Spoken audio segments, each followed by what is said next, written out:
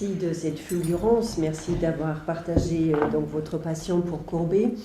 Effectivement, c'est la manière la plus saisissante que d'entrer dans une œuvre, que de nous en faire vivre les processus de création, puisqu'effectivement, elle nous renseigne bien plus que le résultat final sur les enjeux à la fois psychiques, affectifs, parfois aussi biographiques de l'artiste. Et là, je trouve que vous avez vraiment su restituer, en étudiant les processus, en étudiant aussi le lien historique, chronologique entre les œuvres, toutes ces dynamiques absolument formidables que Courbet nous permet de saisir. Surtout votre intérêt pour le repentir, parce que c'est le repentir d'artiste en fait, la manière de recouvrir en fait une toile, de ressaisir une posture, de retravailler sur un geste. Je trouve que c'est vraiment quelque chose de tout à fait essentiel. Pour moi, d'une certaine façon, l'œuvre clé de Courbet, c'est L'Homme blessé. Vraiment tout naît de là, puisque quand on regarde en premier lieu ce dessin tout à fait idyllique, bucolique, où il y a vraiment une expression d'un bonheur partagé entre l'homme et la femme, mais quand on voit ensuite les ravages qui sont produits sur la toile pour finalement laisser l'homme seul et pour porter en lieu et place de la femme donc cette blessure rouge qui préfigure aussi l'informe de la peinture, à mon sens, le drame personnel de Courbet, dont on sait d'ailleurs très peu, ce qui s'est passé en termes de rupture, en termes de vraiment déflagration narcissique pour lui à ce moment-là, montre en même temps comment justement il ne peut pas aborder d'autres solutions à son drame intime que justement faire tâche, vraiment se saisir de cette blessure qui est sur la poitrine du jeune homme, en lieu et place de la tête de la bien-aimée, quand on regarde justement les différents esquisses préparatoires où il y a une sorte de... pas un vrai bonheur quand même, c'est assez rare de voir un vrai bonheur dans la peinture. Là, il le montre et sous l'emprise justement des événements impossibles en fait à psychiser, impossibles aussi à représenter et vivre autrement, il arrache cette figure. Et je dirais même que la peinture de Courbet prend naissance à partir de cet arrachement-là. Et où il nous fait vivre par la suite des déclinaisons, bien sûr, pour remplir cet objet définitivement perdu ou définitivement irreprésentable, pour en fait le déguiser sous toutes les différentes formes que vous avez su admirablement bien nous restituer dans votre exposé.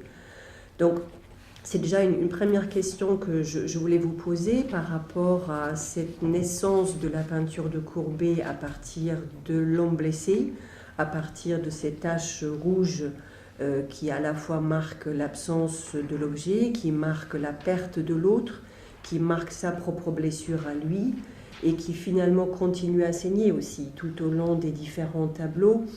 Vous-même qui étiez très intéressé aussi par Courbet chasseur, sa prédilection pour les scènes de chasse, sa fascination vraiment par rapport au corps des cerfs mis après à mort, l'agonie, les différents mouvements et torsions qu'il fait subir aux cerfs ne sont pas loin en fait de l'extase érotique, mais qui chez lui est chaque fois toujours marquée par le sceau de la mort. Donc j'aimerais vous entendre un peu sur ces points-là.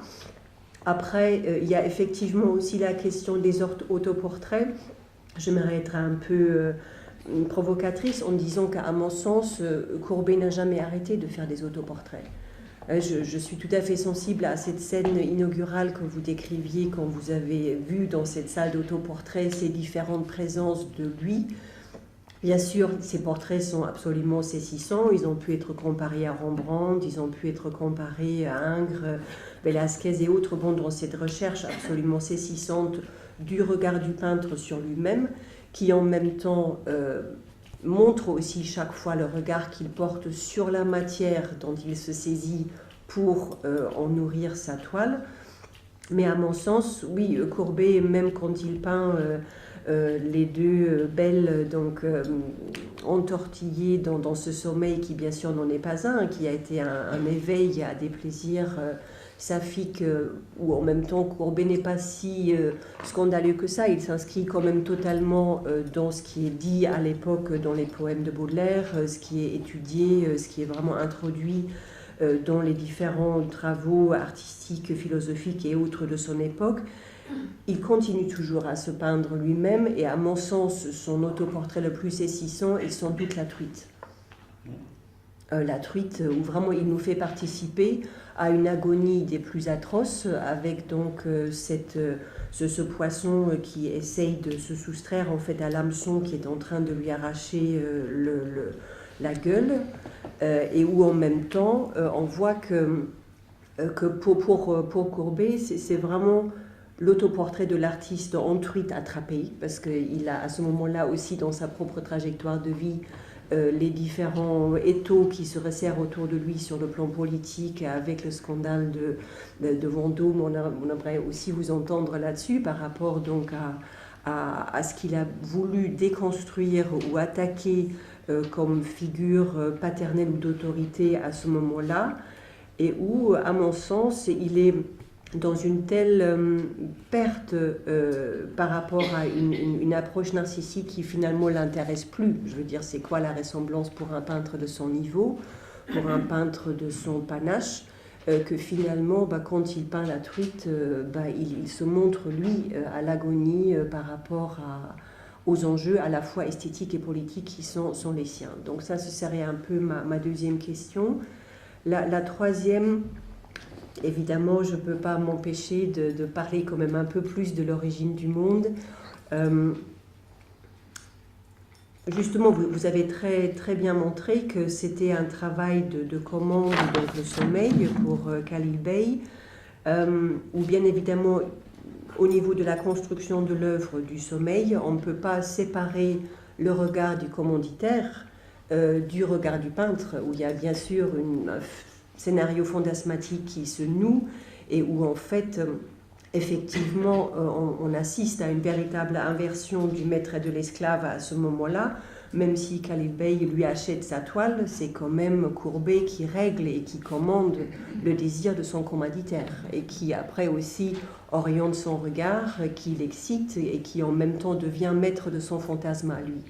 Donc il y a cette dimension-là que je voulais aborder avec vous, et surtout par rapport à l'origine du monde, en tout cas d'après les différentes lectures que j'ai pu faire, c'était quand même un cadeau qui venait en plus pour s'excuser du coût trop élevé du sommeil.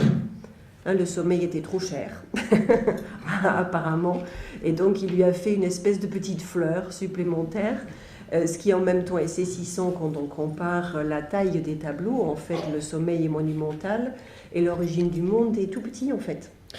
On l'appelait de Courbet, c'était un tableautin. Exactement, exactement.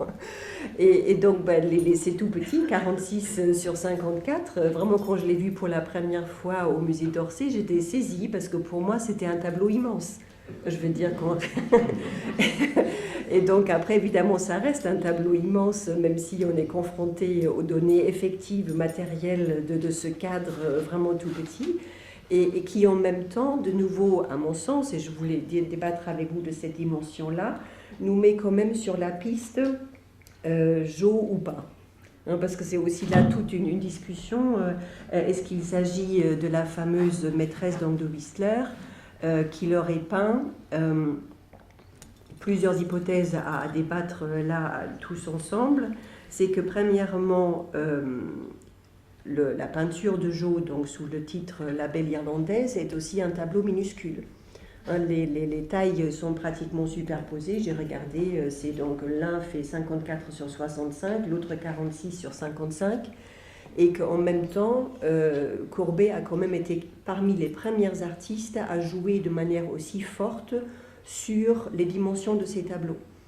Par rapport à l'enterrement d'Ornans, effectivement, quand on voit que c'est un tableau absolument monumental et qu'en même temps, ils prennent cette liberté invraisemblable d'ouvrir la terre, d'ouvrir vraiment la fosse sous les pieds même du spectateur, parce que quand nous, on regarde ce tableau, on est littéralement à hauteur même de cette fameuse fosse.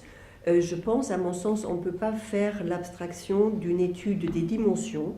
Bien sûr, on ne va pas regarder que les centimètres, mais bon, c'est quand même quelque chose de central. Les dimensions même des toiles, Qu'est-ce qui peut entrer en écho ou non, parfois par rapport à une surdimension absolument fantastique, là l'abondance du sommeil qui fait 2,10 m sur 1,70 m, vraiment immense, et après justement les fameux tableautins qui viennent un peu de surcroît, mais qui viennent aussi compléter le trop plein, le trop grand de ces tableaux-là, à l'intérieur desquels aussi il y a d'autres tableaux, parce que vous qui connaissez parfaitement bien tous les spécialistes de Courbet, il y a eu effectivement Sylvie qui dit à un moment donné, si vous voulez juste montrer, que le geste où une des femmes soulève en fait le drap ferait apparaître un sexe féminin. Vulve, oui. Où on a de nouveau un tableautin, un tableau à l'intérieur du tableau, où il y a de nouveau un jeu troublant sur les cadres, sur ce qui est dévoilé, montré et ce qui est caché.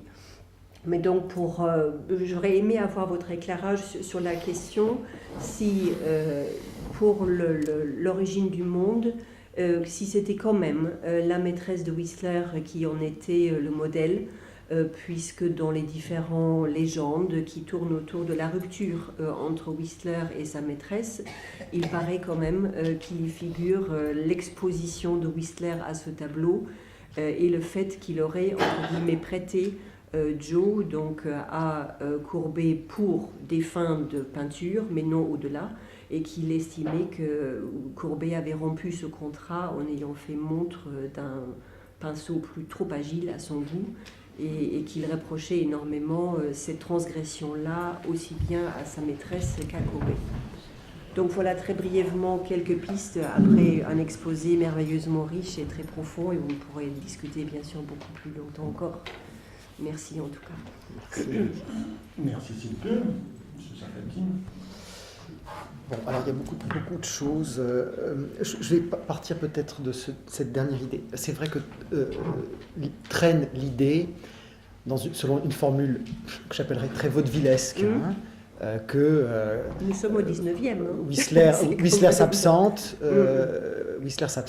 et Courbet en profite. Certains ont même été, je pense, un roman, je vais le dire, parce qu'on est là pour dire le fond de sa pensée, mais obscène dans le sens pire du terme, de Christine Orban. Oui, 2000, là j'étais l'origine du monde. J'ai été l'origine du monde. Alors, qui s'identifie vraiment hystériquement à Joe et qui après part du principe, voilà, le modèle, la muse, l'inspiratrice, le corps. Bon, c'est un peu fulgurant, mais moi je trouve même des mauvais romans nous renseignent sur le mystère de la peinture. Mais j'ai dit une bêtise. Non, mais parce que c'est par la bande. C'est une première version qui est très conforme, je dirais,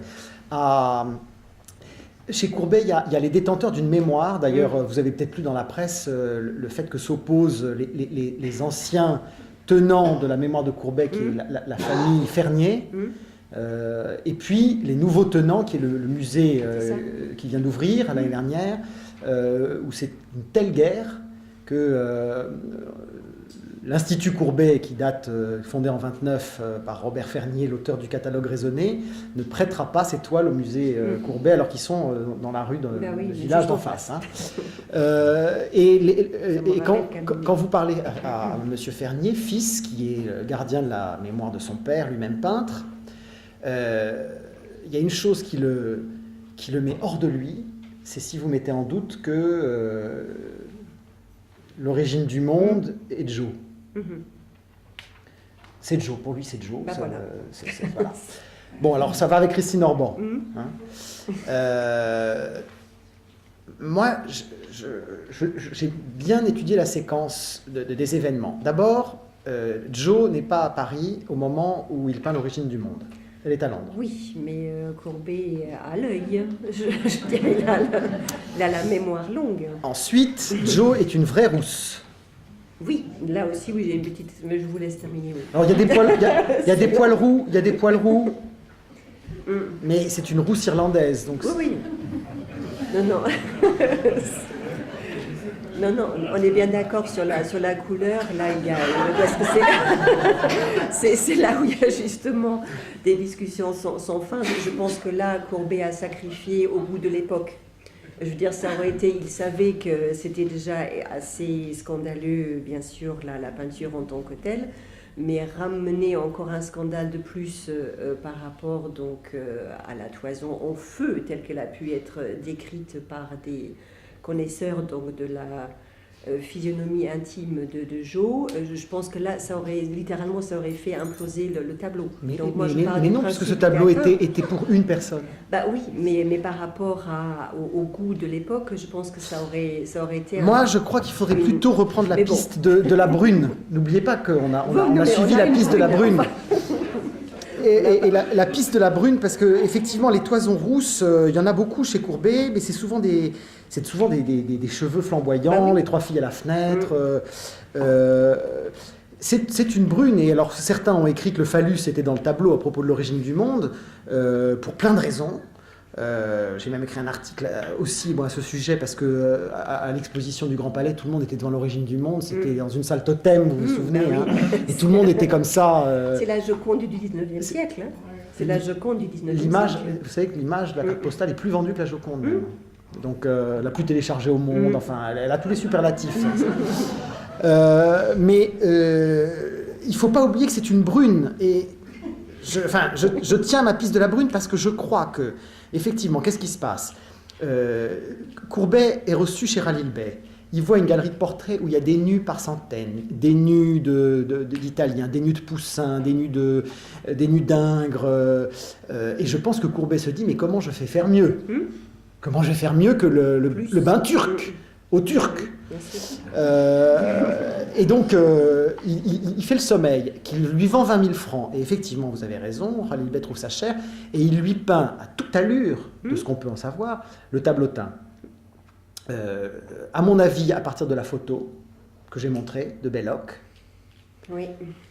Non, mais on est bien d'accord, et là aussi c'est un sujet de discussion, que Courbet, sans quoi aussi il faut lui reconnaître toute sa modernité, c'est quand même, à mon sens, un des premiers peintres à avoir Utiliser la photo. utilisé surtout le cadrage De la photo. C'est-à-dire des cadrages tout à fait saisissants qui bousculent complètement les coordonnées habituelles du visible, les coordonnées habituelles de où se trouve le spectateur, où se trouve l'objet.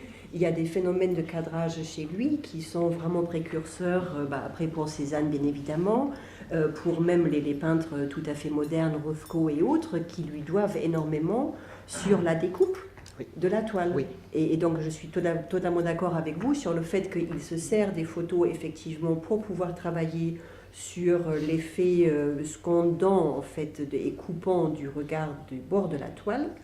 Mais par rapport à la photo, moi j'y crois pas. Moi, je pense quand même que c'était d'après nature ou alors d'après mémoire, si vous préférez. Alors, par ailleurs, puisque vous parlez de la réaction de Whistler, je voudrais apporter peut-être un petit argument pour vous dire qu'à mon avis, c'est au niveau de la rivale entre Courbet, enfin la rivalité entre Courbet et Whistler, la femme qu'ils ont eu à se partager et qui a rendu fou Whistler, Oui, c'est la peinture. Je vais vous dire pourquoi. C'est qu'ils peignent ensemble. Courbet a une grande facilité, puis il fait des gros empattements.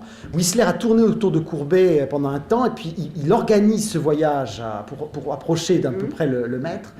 Et il ne faut pas oublier que c'est juste après que Whistler part à Valparaiso. Oui. Il part à l'autre bout du monde. Oui, et il confie à Jo justement toutes ses affaires, où il faut que... Elle est son exécutrice Absolument. testamentaire pendant son absence, qui va durer 6 mois. Il est à l'autre bout du monde. Elle a le droit de vendre ses toiles. Elle a le droit de vendre ses toiles. Elle habite chez lui, à Londres. Et la relation entre Whistler et Jo ne s'arrête jamais. Il lui confie même l'enfant naturel qu'il va avoir avec une bonne avec une autre quand il va rentrer de Valparaiso. Mais pourquoi il part à Valparaiso? Il part faire la guerre. Et pourquoi il part faire la guerre, à mon avis? Alors, il y a plein de choses chez Whistler. C'est que d'abord, la guerre de sécession vient de faire en sorte qu'il est d'une famille sudiste. Il a perdu la guerre. Même s'il n'a plus jamais remis les pieds aux États-Unis, il a perdu la guerre. Et il va faire la guerre en Amérique du Sud. Il va rejouer la guerre de sécession aux côtés des forces qui vont soutenir les Chiliens contre les Espagnols. Et il arrête la peinture.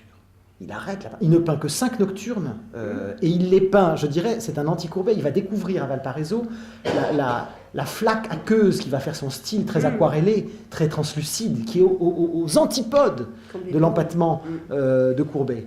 Et il laisse tous ses tableaux en plan, et il risque de se faire trucider. Alors en fait, bon, il se bagarre beaucoup, il boit beaucoup, il se fait arrêter 3 fois, mettre en tôle, parce qu'il est insupportable. Et il part très en colère. Je crois qu'il est très en colère de ne pas peindre comme... Alors il va trouver son style, mais à ce moment-là, comme Courbet. Je crois que la colère, c'est pas une femme, c'est pas Joe. Bien sûr, c'est un mélange baroque des deux. Je pense que si on voit justement la peinture qu'il a fait de Joe, totalement angélique, où il est encore très proche des néo-romantiques anglais, il a peint comme un ange, je veux dire, avec ce vêtement blanc. Je l'avais Oui, la apporté, fille blanche. Oui, la fille blanche. Donc, Symphony in White, c'est même symphonie en blanc, c'est même pas une fille, c'est une symphonie. Donc là, elle est complètement sous une espèce de halo romantique. Et que de là à ce qui a pu lui paraître comme une sorte de déflagration dans cette peinture, plus bien sûr la ressemblance et l'audace, la réussite absolue de ce chef-d'œuvre, je pense que c'était tout un amalgame. Bien sûr, je ne réduis pas du tout à la seule rivalité envers Joe. Il y a bien sûr la rivalité sur la matière première qui est la peinture, Je crois. mais qui après prend corps très différemment pour les deux, et où en même temps on est à milieu, comment Courbet se permet et s'autorise de peindre Joe par rapport au sommeil que la Symphony in White de Whistler, qui reste dans une idéalisation, dans quelque chose de très éthéré, et je pense qu'il a surtout été complètement choqué par cette déflagration-là. Je ne sais pas si Whistler, par contre, je ne sais pas si Whistler a vu le sommeil. Il a vu le portrait de Joe en cadrage serré, et c'est là que je me dis peut-être que c'est une déflagration pour Whistler. Ce cadrage de Joe qui sert, vous parliez du coupant du cadrage, je crois pas qu'il ait vu le sommeil. Mais s'il a vu l'origine du monde, nécessairement il a vu le sommeil. Il n'a pas vu, Whistler n'a pas vu l'origine du monde. Bah si.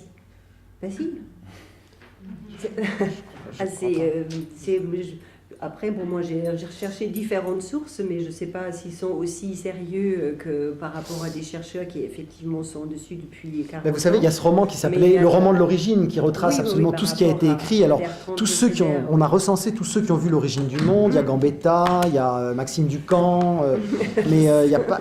Qui a vu, qui n'a pas vu. Nous n'allons pas trancher.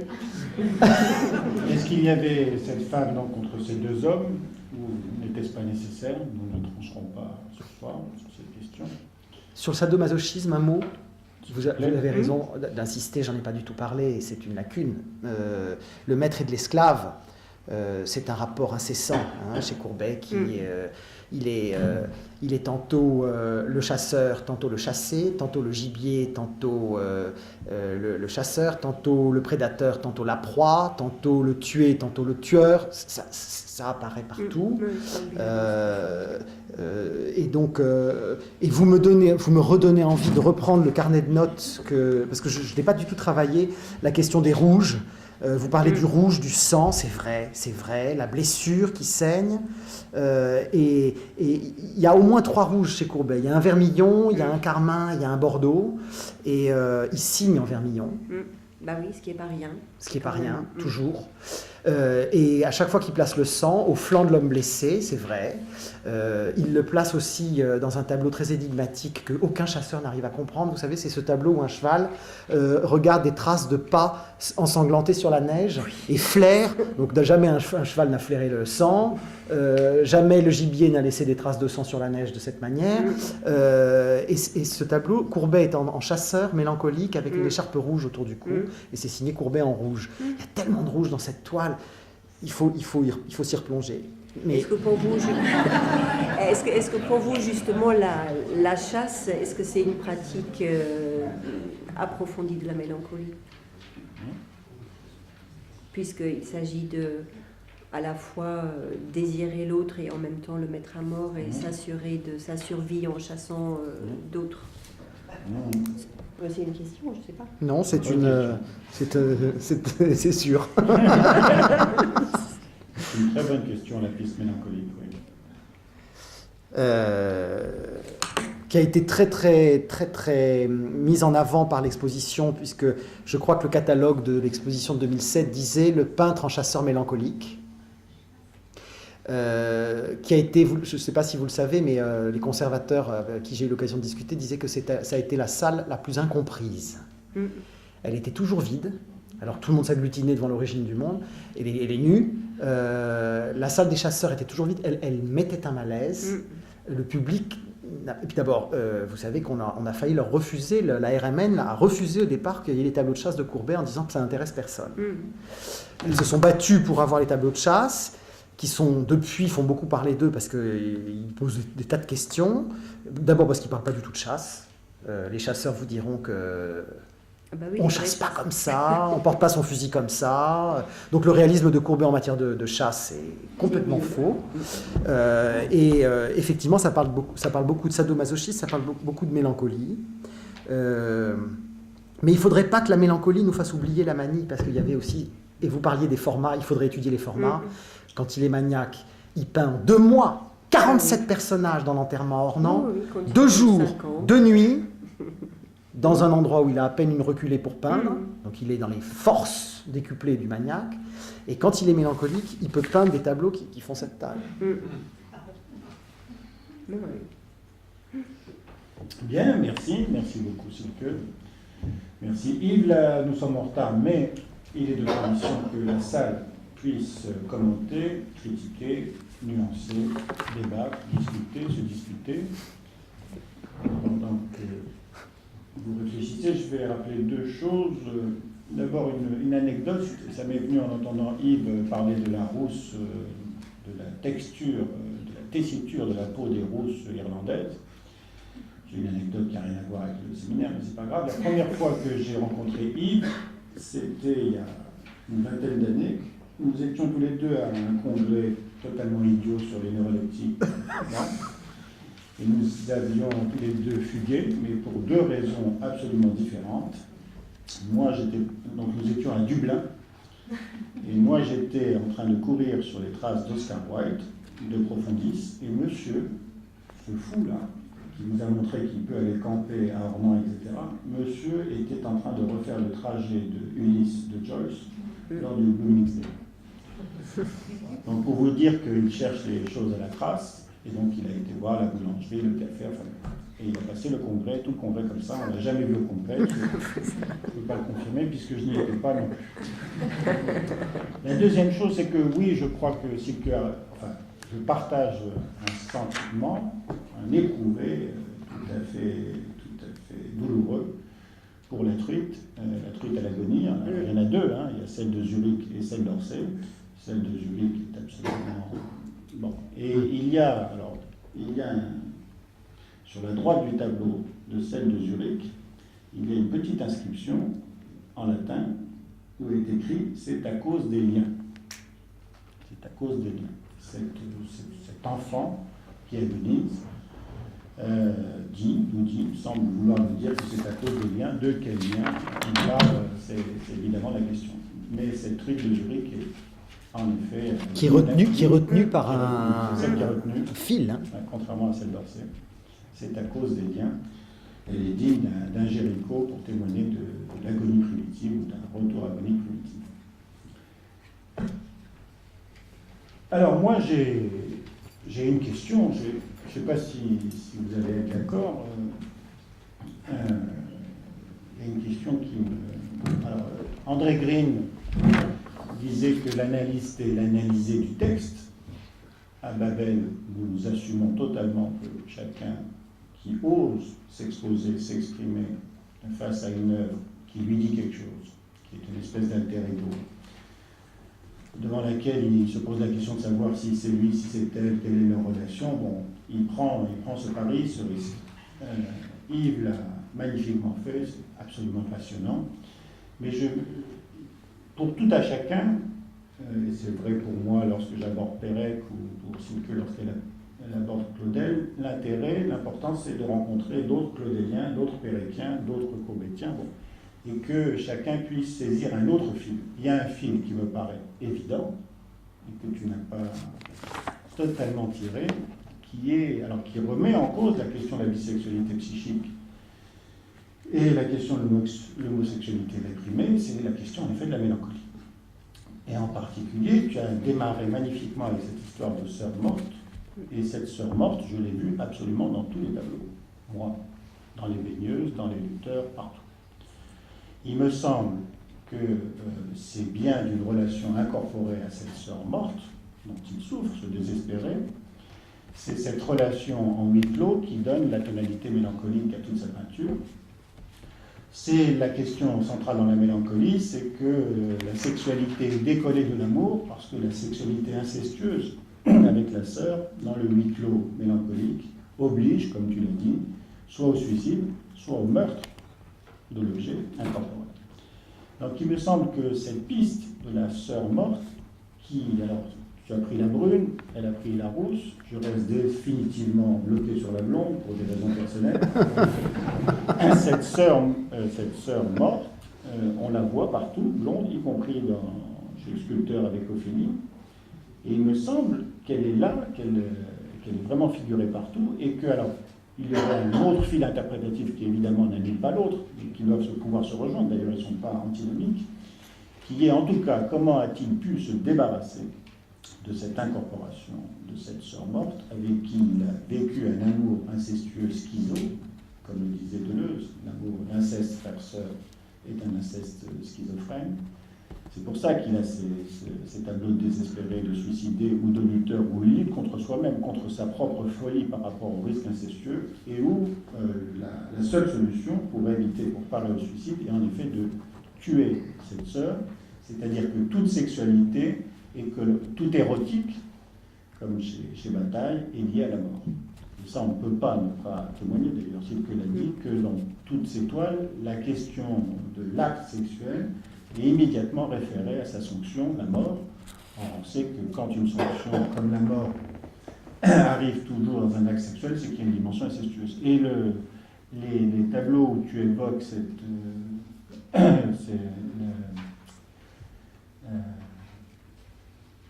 je ne me rappelle plus exactement le titre, mais sauver de l'amour par la mort, je vois, moi encore, une sœur qui sauve ce frère de l'amour par la mort.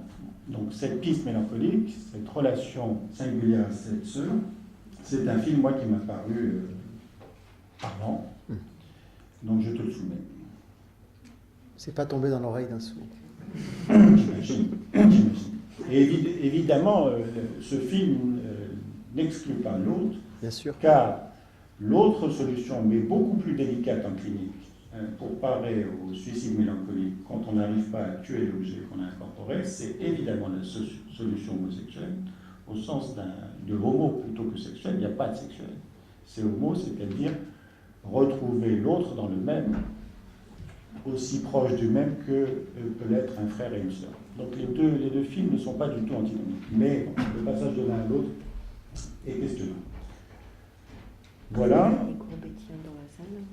Alors, les Courbetiens qui se sont déplacés en masse, sont-ils d'accord? Ont-ils envie de témoigner de ce qu'ils ont pu voir, eux, dans ce miroir que représentent les tableaux de Courbet, comme tout tableau? À quel âge est-ce que Courbet a perdu sa sœur et À 15 ans. Il avait 15 ans, elle 13. Donc en plein adolescence. En pleine adolescence. Qu'est-ce qu'on sait de la chevelure de la mère et des autres sœurs, des relations entre les autres sœurs et de la relation de Courbet avec ses autres sœurs? Une famille décrite comme où chacun. Il y a un texte de Champfleury qui dit que chacun semblait vouloir ne rien faire comme tout le monde. Je donne un exemple qui me vient là, par exemple, Juliette avait installé son piano dans la cuisine, elle surveillait les gâteaux en même temps qu'elle jouait, par exemple. Les chevelures, ce sont des brunes, autant qu'on puisse voir avec les tableaux, avec des chevelures abondantes, nattées, tressées, et jamais défaites comme la chevelure de Jo. Et je l'ai dit, le rapport de ces enfants entre eux, c'était d'être dans une cellule familiale dont il était difficile de s'échapper. Ça m'a fait style quand tu as dit à cause des liens. À cause des liens. Parce qu'en fait, c'est une référence à Inviculit Faciebat de David. Mais effectivement, ces liens familiaux qui... D'ailleurs, Zoé qui se marie, elle est expulsée de la famille, on ne veut plus en entendre parler, elle a trahi le clan. Enfin, c'est une famille très, très clanique.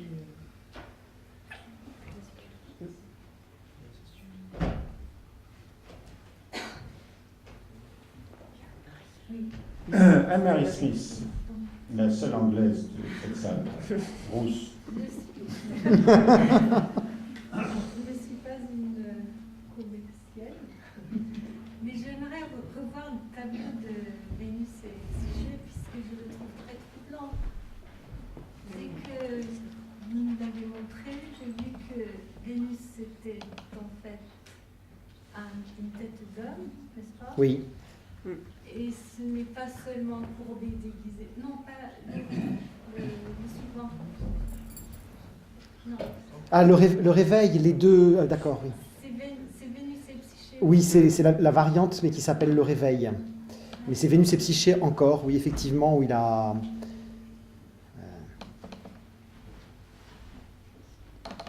Je crois qu'il précède le Bacchus. réveil. Voilà. C'est là. Il me semble que vous dites que c'est courbé déguisé en Vénus, mais il me semble que c'est aussi un tableau d'Eros. Et que je sais que je parle de Vénus, de Psyché et Eros, le tableau connu.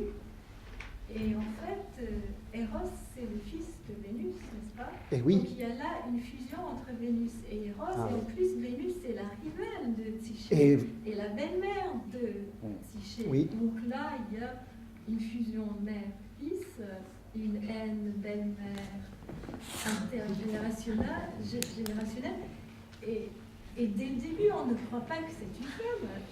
Ça a la tête du Cupidon ou Eros. Voilà. Et donc, je trouve très troublant tout ce qu'on vient de dire. Je vais aller aborder dans votre sens, vous avez totalement raison, que en fait, Courbet met au bas mot 8 ans pour accoucher du premier tableau, celui qui est détruit. Hein. En fait, il part d'un tableau beaucoup plus classique de Eros et Psyché, Voilà, qui trouve chez un antiquaire à Saintes, qui lui plaît beaucoup, et il en fait une copie. Et puis petit à petit, effectivement, il transforme Eros en Vénus. Et Eros, il est invisible dans le mythe d'Eros et Psyché. Et c'est Vénus qui envoie son fils en tant qu'invisible. Et Vénus est très jalouse de Psyché. Très jalouse. Voilà. D'ailleurs, un des sous-titres, pour faire passer les femmes damnées, il a bien expliqué que c'était Vénus qui poursuivait Psyché de sa jalousie. Oui, Ce tableau. C'est un scénario oedipian, donc entre Vénus et Eros. n'est-ce pas? L'un n'empêche pas l'autre. Non. Bien, merci. En général, nous avons l'habitude de terminer avec une question de François-Xavier Huchet. François-Xavier, une question? Non, je aujourd'hui peut-être. D'accord. Alors, peut-être quelqu'un d'autre? Daniel? Ah. Attends, on a un exposé brillantissime et documenté, une discutante confondante de pertinence et de savoir, un commentaire clinique, qu'est-ce qu'on dit? J'ai juste une remarque peut-être un peu taquine. Allez, vas-y. Sur le vaudeville. Alors c'est peut-être Courbet qui en a profité, l'absence de Whistler. Pourquoi ça ne serait pas Joe qui en aurait profité? C'est absent de l'histoire, je veux dire, féminin. C'est absent du 19e siècle. Ça valait la peine de t'entendre. Il y a complètement abstraction du fait que Courbet était absolument pas séduisant à cette époque-là. Il se baladait avec son cousin pour hémorroïde, il était obèse, il était alcoolique. Est-ce que les tableaux Monchot avaient à hésiter entre Whistler, qui avait 30 ans, qui était superbe, et cette espèce de baleine absolument pas sexy? Oui, c'est que.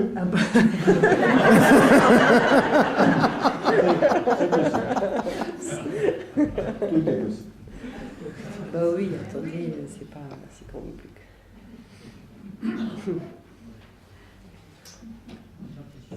Oui, une question. Est-ce qu'on a affaire plutôt chez Courbet à un peintre destructeur plutôt que constructeur chez Courbet? Et puis, est-ce que, moi je me posais la question, ça m'a traversé sur peut-être aucun rapport, son romantisme dans ça. Simplement qu'il n'y a pas de. Comment dirais-je? Est-ce qu'il y a de l'amour ou est-ce qu'il y a plutôt de la violence chez Courbet? C'est une question que je vais poser en permanence. De l'amour au sens, effectivement, aimer l'autre. Pas pour le détruire, mais l'aimer simplement aussi pour aller avec. Moi, je pense que c'est une question importante. L'ami, parmi les amis importants de Courbet, il y a Baudelaire. L'inspiration de Baudelaire, enfin, est là partout présente. Et chez Baudelaire, dans le travail de création, comme dans la relation amoureuse, il faut d'abord détruire l'objet pour pouvoir ensuite l'épouser, même quand il est réduit à l'état de charogne. Il y a cette dimension-là, je crois qu'elle est assez frappante aussi chez Courbet. L'esthétique du lait. L'esthétique du lait aussi, par rapport à la laideur, comme principe. Mais ce que je veux dire, c'est qu'il faut détruire le risque incestueux qui est partout permanent pour pouvoir reconstruire un objet idéalisé. C'est pour ça que la tessiture de la peau, les concours n'ont pas tout à fait tort, un peu fécalisé au départ, avant d'arriver à quelque chose de blanc idéalisé. Il y a un travail de destruction de l'objet pour empêcher son action incestueuse avant de pouvoir le rencontrer.